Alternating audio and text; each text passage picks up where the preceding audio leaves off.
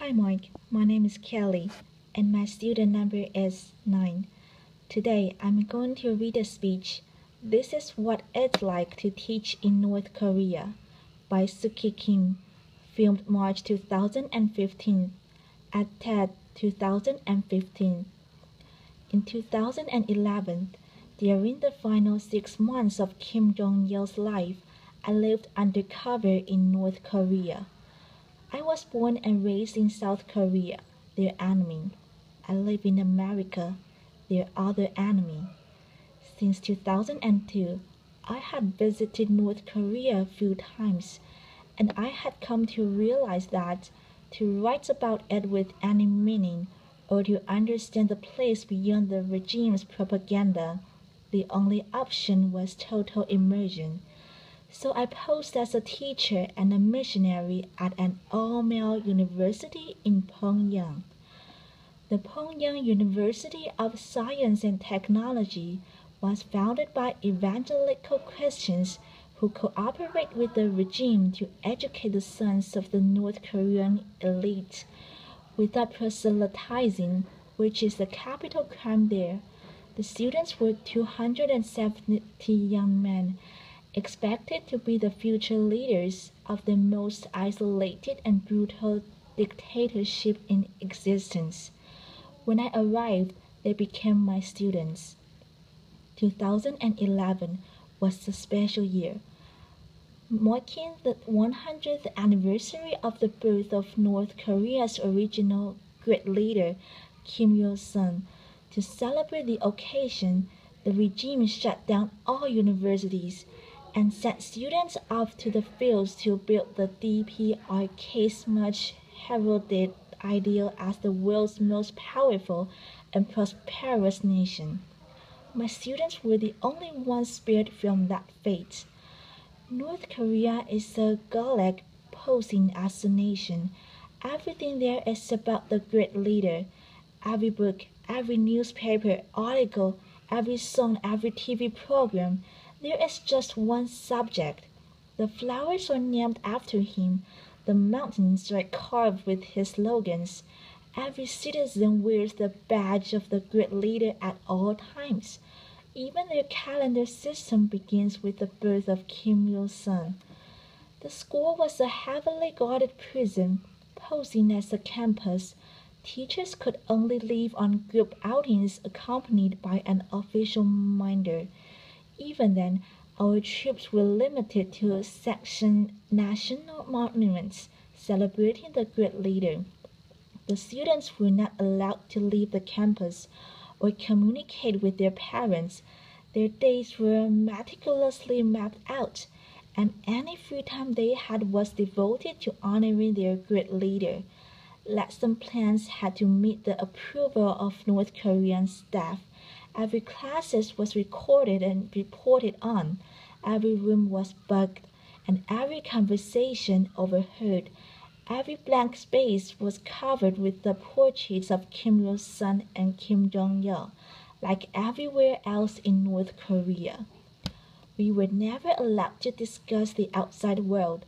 As students of science and technology, many of them were computer majors, but they did not know the existence of the Internet. They had never heard of Mark Zuckerberg or Steve Jobs. Facebook, Twitter, none of those things would have meant a thing, and I could not tell them.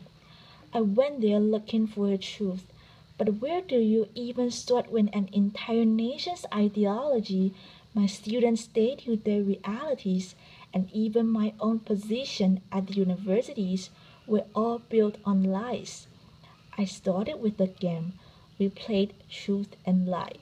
A volunteer would write a sentence on the chalkboard, and the other students had to guess whether it was truth or a lie. Once a student wrote, "I visited China last year on vacation," and everyone shouted, "Lie!" They all knew this wasn't impossible. Virtually no North Korean is allowed to leave the country. Even traveling within their own country requires a travel pass.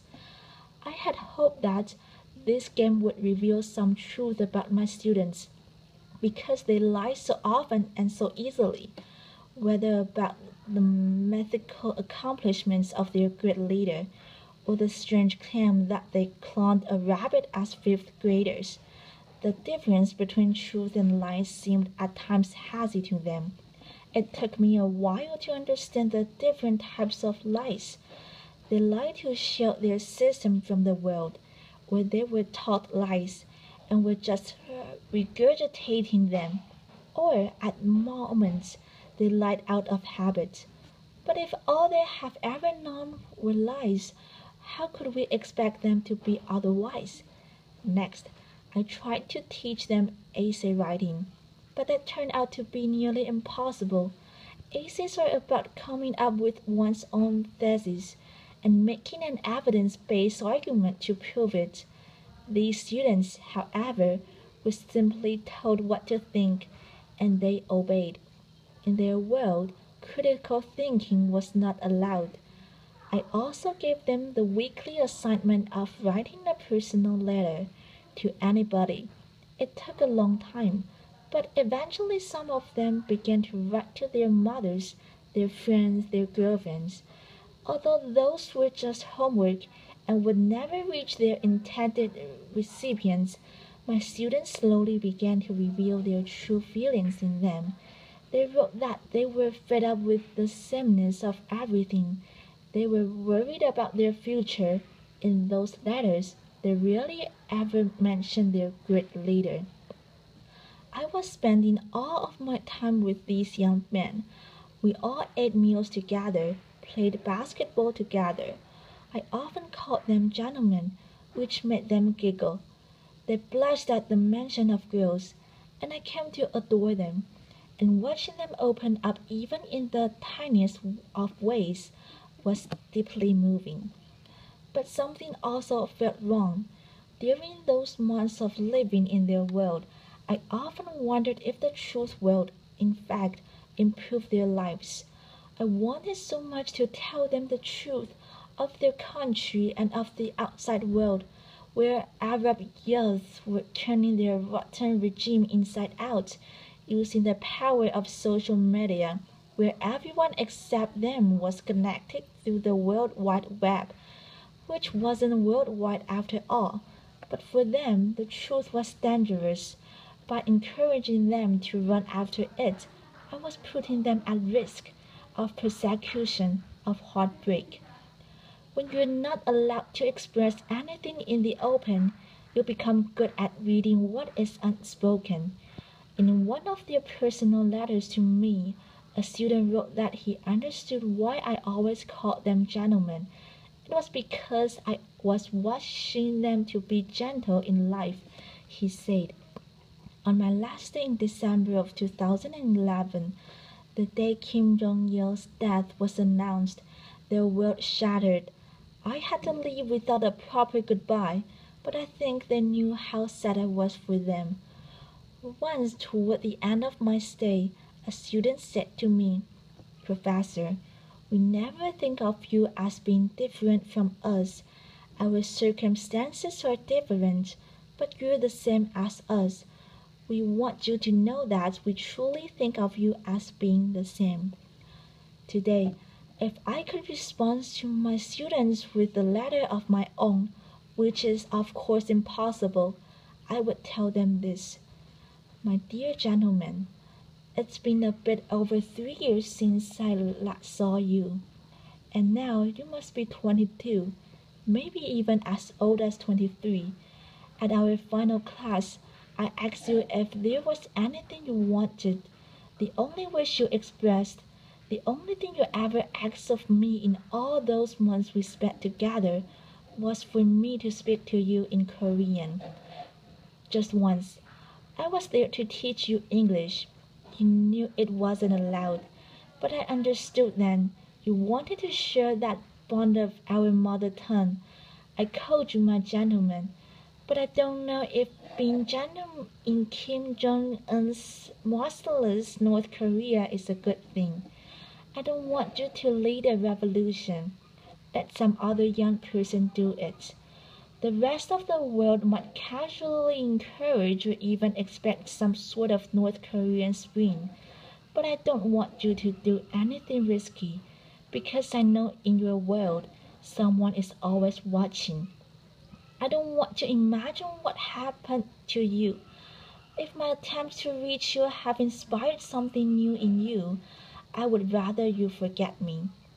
Become soldiers of your great leader and live long, safe lives. You once asked me if I thought your city of Pyongyang was beautiful, and I could not answer truthfully then. But I know why you asked. I know that it was important for you to hear that I, your teacher, the one who has seen the world that you are forbidden from, declare your city as the most beautiful. I know hearing that would make your lives there a bit more bearable. But no, I don't find your capital beautiful, not because it's monotone and concrete, but because of what it symbolizes. A monster that feeds off the rest of the country, where citizens are soldiers and slaves. All I see there is darkness, but it's your home, so I cannot hate it. And I hope instead that you, my lovely young gentleman, will one day help make it beautiful. Thank you. Bye bye, Mike.